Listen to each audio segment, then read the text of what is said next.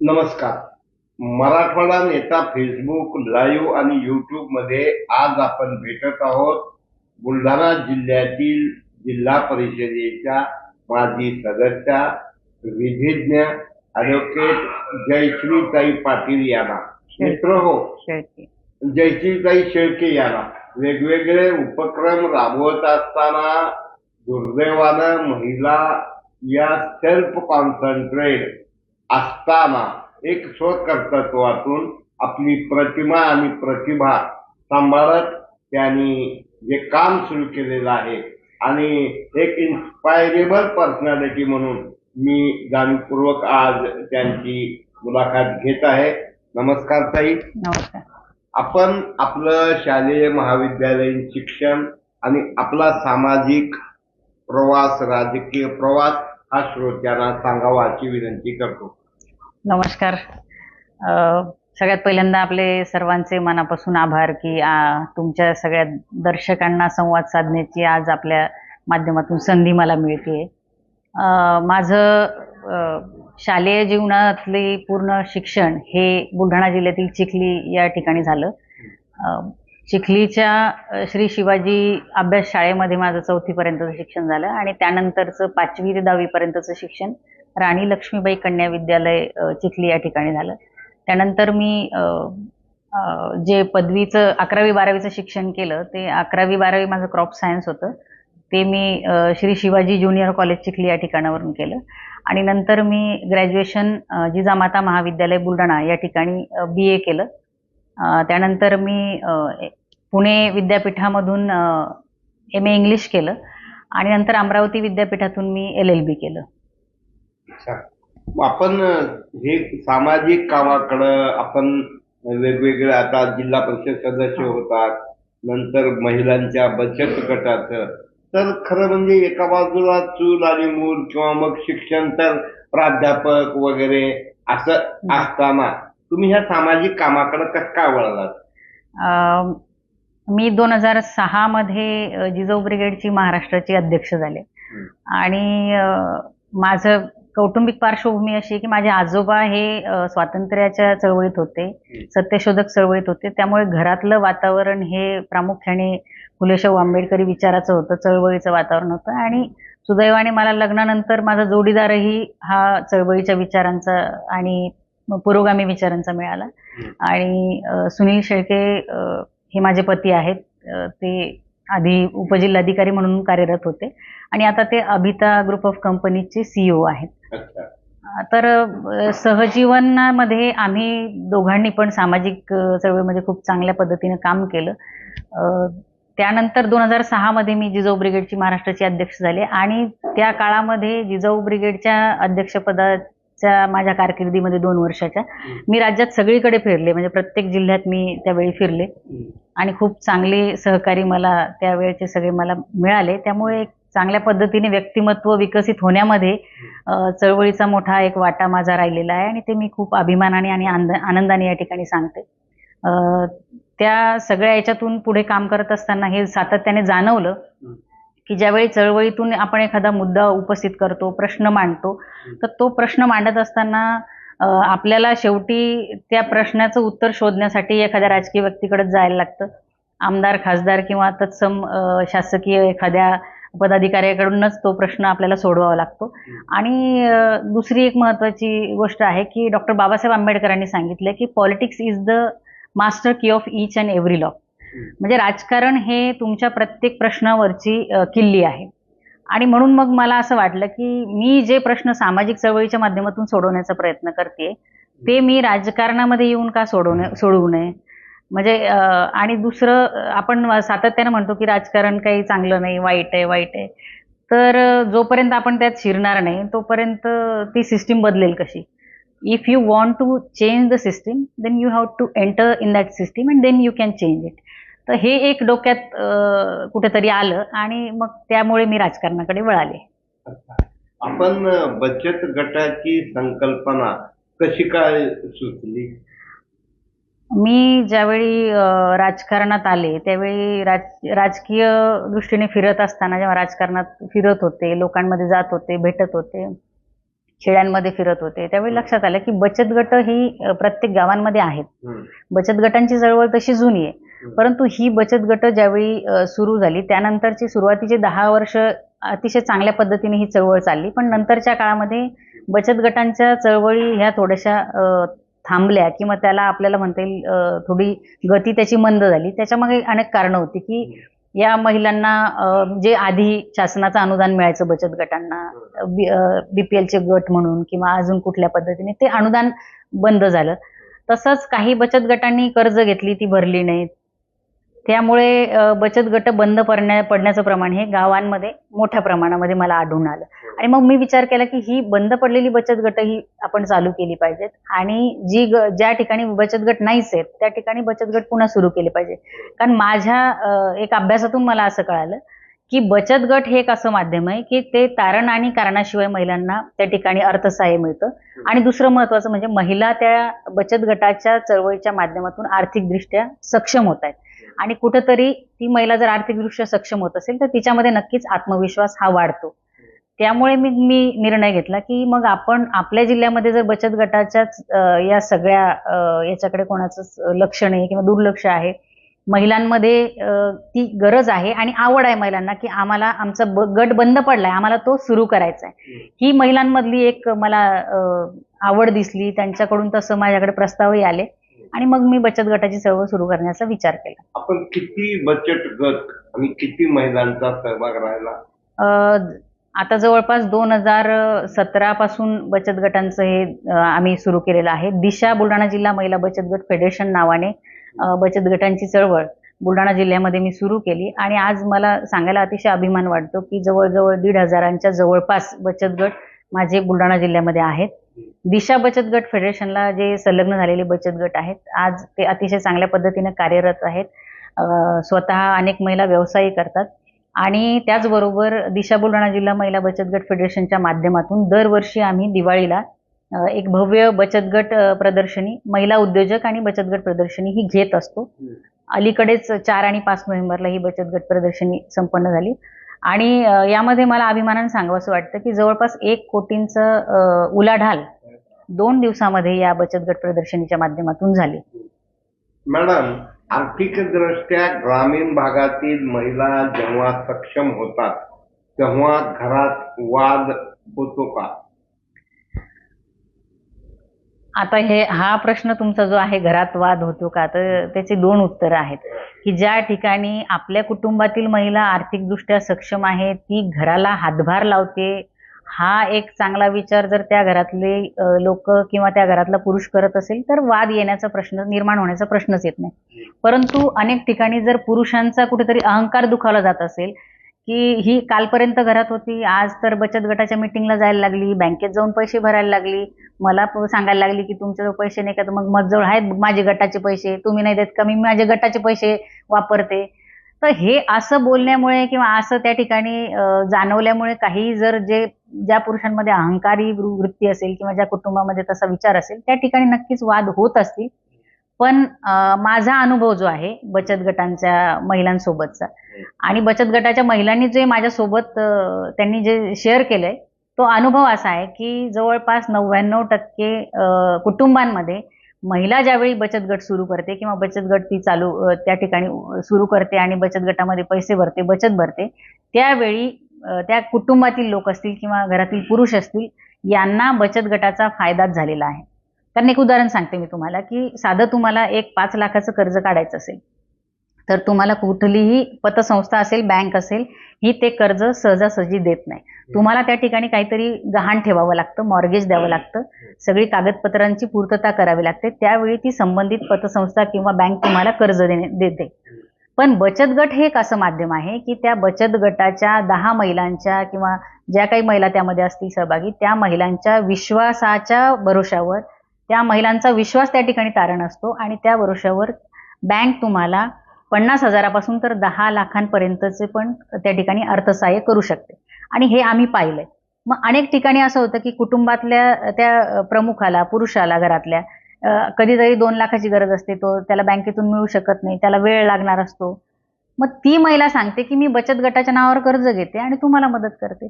तर 99% कुटुंबांमध्ये बचत गटाच्या चळवळींचा फायदाच झालेला आहे आणि त्यामुळे उलट मला असं वाटतं की कुटुंबामध्ये जे काही आर्थिक ओढाताण होती, ती कुटुंबातली आर्थिक ओढाताण थांबवण्याचं काम किंवा त्याला त्या ठिकाणी संपवण्याचं काम बचत गटांनी केलेलं आहे. आता आपण बचत गटाच्या माध्यमातून काम केलं, हे कार्यक्षेत्र तालुका होतं, जिल्हा होतं का कसं? सुरुवातीला तर नक्कीच छोट्या प्रमाणावर केलं, कारण एकदम मी काही जिल्हा माझं टार्गेट ठेवलं नाही. मी आधी माझ्याच तालुक्यामध्ये केलं आणि त्यानंतर मग ते आता जिल्हा स्तरापर्यंत गेले. आता हे दिशा प्रतिष्ठान आताच जे तुमचं ऑर्गनायझेशन जे आहे ते तालुका पातळीवर आहे की जिल्हा पातळीवर? दिशा बुलढाणा जिल्हा महिला बचत गट फेडरेशन या नावाने मी ते सुरू केलंय आणि आता ते जिल्हा स्तरावर आम्ही पोहोचलेलो आहोत. मग याचा फायदा किंवा याचा काही कार्यकर्ते टीम म्हणून तुम्हाला जिल्हा परिषद निवडणुकीला काही फायदा झाला का? नाही, हे ज्यावेळी मी सुरू केलं त्यावेळी मी जिल्हा परिषद सदस्य म्हणून निवडून आल्याच्या नंतरच हा सगळा प्रवास आहे. म्हणजे 2016ला मी जिल्हा परिषदेला निवडून आले आणि त्यानंतर मग मी बचत गटाचं हे मोठ्या प्रमाणात सुरू केलं. तर जिल्हा परिषदेच्या सदस्या म्हणून आपण काँग्रेस पक्षाकडनं निवडून आल्यानंतर आपण आपल्या जिल्हा परिषद मतदारसंघात कोणकोणत्या कामाला भर दिला? मी बुलढाणा जिल्हा परिषदेमध्ये साखळी बुद्रुक गटामधून निवडून आले आणि माझा मतदारसंघ हा ओपन होता. ओपन मधून मी निवडून आले. ओपन महिलांसाठी? नाही नाही नाही, ओपन म्हणजे पुरुष स्पर्धक होते मला त्या ठिकाणी, तसं ओपन होता. ओपन महिला नव्हता तो. आणि माझ्या मतदारसंघामध्ये जवळपास 20 गावं होती. त्या गावांमध्ये सिंचनाच्या सुविधा देण्याचं काम केलंय. म्हणजे दहीद खुर्द या ठिकाणी तलावाचं काम केलं. माझ्या कार्यकाळात ते झालं.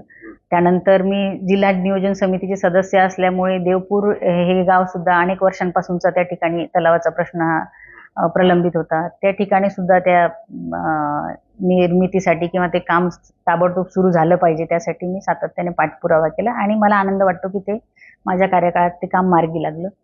या सगळ्या गावांमधले याचा रस्त्यांचा विषय असेल किंवा सिंचनाच्या त्या संदर्भात मी सांगितलंय तुम्हाला. अनेक ठिकाणी अंगणवाड्यांचाही प्रश्न होता की अंगणवाडीच्या इमारती नव्हत्या. गाव मोठं आहे पण अंगणवाडीला जागा नाही किंवा इमारत नाही. अशा गावांमध्ये अंगणवाडीची इमारत नवीन बांधकामासाठी सुद्धा मी प्रयत्न केला आणि ती कामं झाली.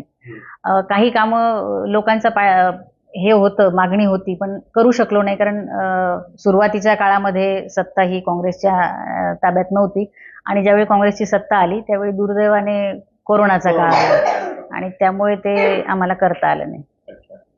तर 10 पुरुष एकत्र राहू शकतात पण 10 महिला एकत्र राहू शकत नाही असं म्हणतात. तर एवढ्या सगळ्या महिला, ज्याला आपण लटांबळ म्हणतो, हे कसं काय सांभाळता तुम्ही? त्याला तुम्ही लटांबर म्हणता, मी म्हणणार नाही. कारण मला असं वाटतं की 10 महिला एकत्र राहू शकत नाही हे पुरुषांच्या दृष्टिकोनातून तुम्ही सांगताय. मुळात 10 महिला एकत्र आल्या तर त्या किती गप्पा करतील, किती आनंदी असतील याचं तुम्ही कल्पना करू शकता. सगळ्या महिला, मुळात महिला जी आहे ना, म्हणजे राष्ट्रसंत तुकडोजी महाराज म्हणतात की स्त्रियेसारखी वैरागिनी नाही, स्त्रियेसारखी मुलायम नाही आणि स्त्रियेसारखी रणचंडिका पण नाही, इतकी ती स्त्रीची रूप आहे. आणि महिलांना जर मुळात त्यांचं मनातलं ऐकून घेतलं, त्यांना समजून घेतलं तर प्रत्येक स्त्री ही एकमेकीची मैत्रीण चांगली होऊ शकते असं मला वाटतं. आणि मला तो अनुभव बचत गटाच्या चळवळीमध्ये आला. इतक्या मोठ्या संख्येने महिला त्या ठिकाणी येतात, माझ्याशी जोडलेल्या आहेत. त्या सगळ्याच महिलांच्या काही अडचणी असतील, त्यांचे काही आनंदाचे क्षण असतील, हे सगळे त्या मला सांगतात, माझ्यासोबत शेअर करतात. आणि एक मैत्रीण म्हणून चांगलं मला असं वाटतं की मी सगळ्या महिलांच्या सोबत ते अनुभवलेलं आहे, मैत्रीचं नातं. त्यामुळे मी या मताशी सहमत नाही की 10 महिला एकत्र राहू शकत नाही. वुमेन्स पॉवर, नेशन्स पॉवर किंवा स्त्री शक्ती, लक्ष्मी, सरस्वती, देवी अशा वेगवेगळ्या बघत असताना आपण महिलांच्या सशक्तीकरणासाठी बचत गट मध्ये किती बचत गट एकूण? आता 1,500 वर आहेत. बचत गट. हो हो. तर 1,500 बचत गटामध्ये काही स्पर्धा किंवा काही उत्पादनं, असं ब्रँडिंग उत्पादनं आहेत का? आहेत, म्हणजे उलट स्पर्धा असलीच पाहिजे. एक बचत गट जर काही उत्पादन करतोय, त्याची विक्री करतोय, त्यांची विक्री चांगली होते, तर त्या आमच्या संघटनेतल्या इतर महिलांना वाटतं की नाही, त्या कसं करतायत, आपल्यालाही काहीतरी सुरू केलं पाहिजे उद्योग व्यवसाय. अशा पद्धतीने ती एक चांगली हेल्दी स्पर्धा बचत गटांमध्ये आहे. आणि मला आनंद वाटतो की माझ्या दिशा बचत गट फेडरेशनला जे बचत गट जुळलेले, त्यामध्ये मग अनेक महिला मसाल्यांचा उद्योग करतात. नांदुऱ्याचा आमचा भावसार काळा मसाला म्हणून महिलांनी बनवलेला आहे, तो खूप चांगल्या पद्धतीने फेमस आहे. अनेक महिलांनी शेळीपालनचा व्यवसाय सुरू केलेला आहे.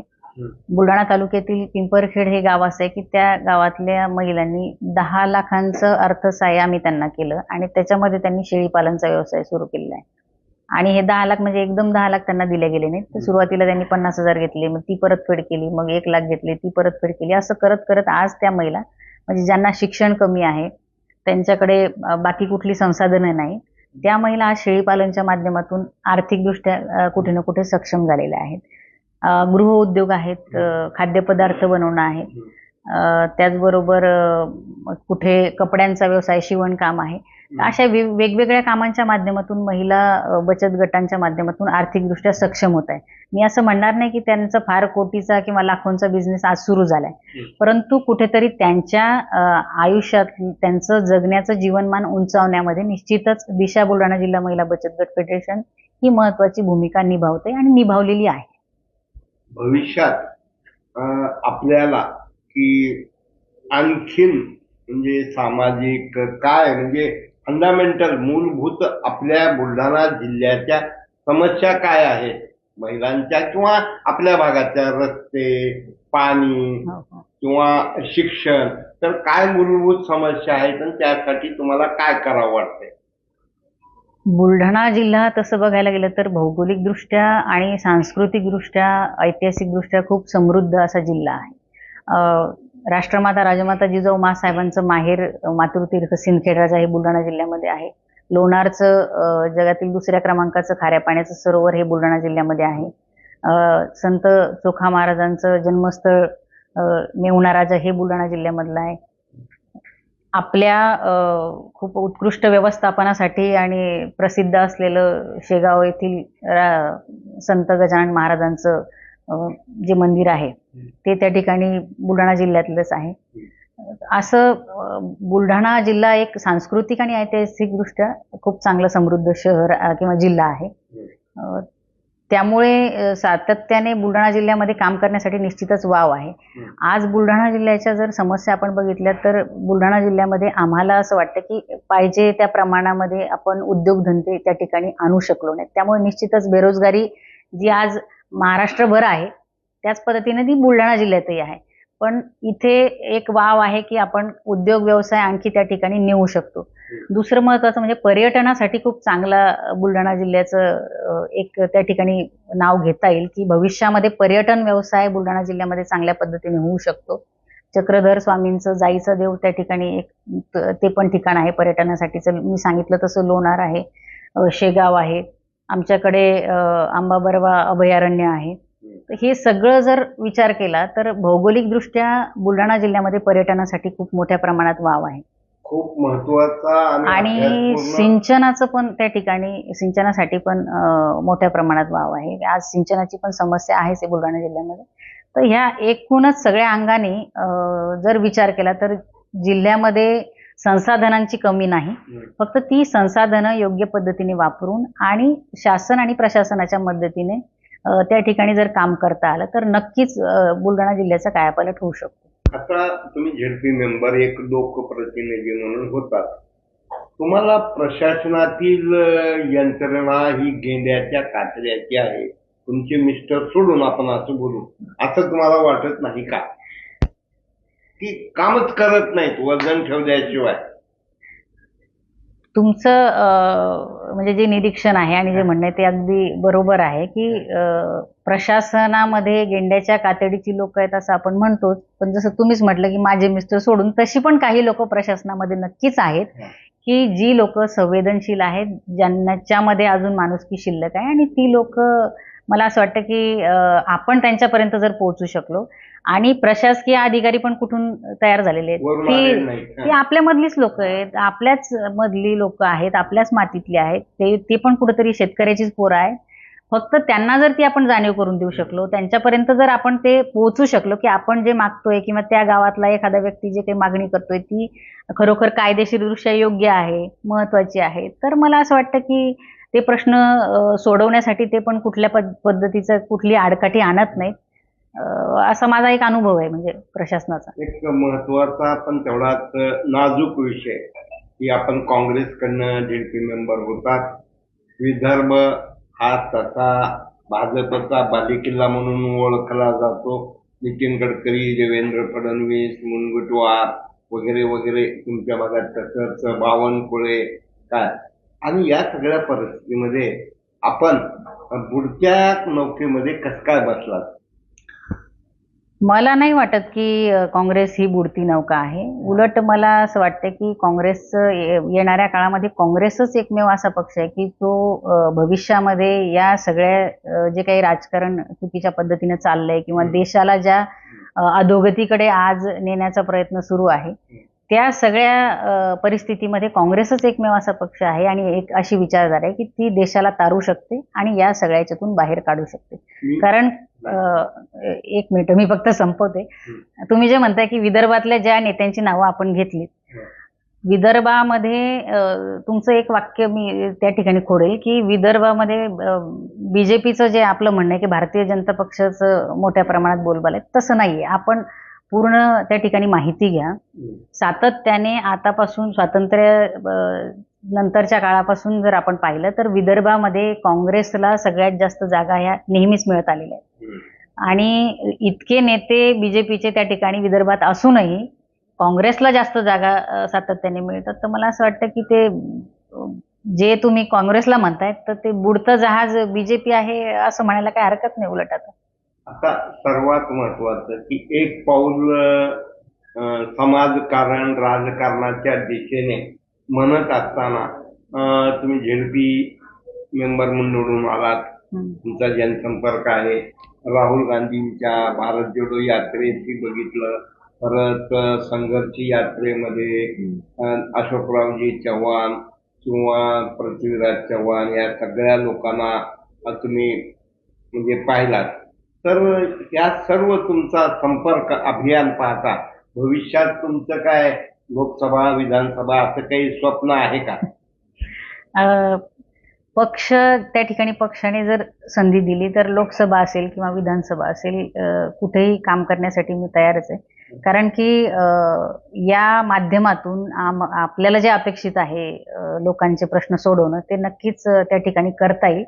त्यामुळे पक्ष काय विचार करतो त्यावर सगळं अवलंबून आहे. धन्यवाद. याशिवाय तुम्हाला काही सांगायचं का आणखी?